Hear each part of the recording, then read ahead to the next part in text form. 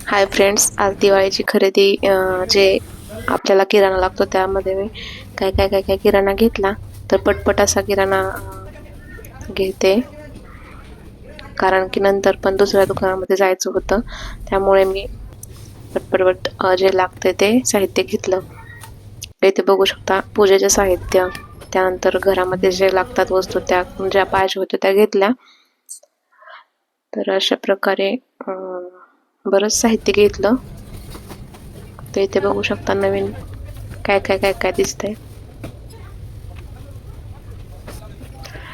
जे काय मला रेसिपीला पण लागणार होतं तर ते पण घेतलं. आणि त्यानंतर मसाले,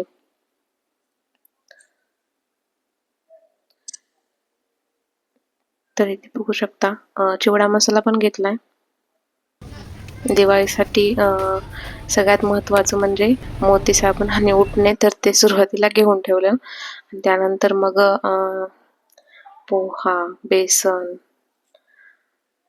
साखर आणि चिवड्यासाठी चुरमुरे, तर हे सगळं साहित्य घेतलं आणि बिल केलं.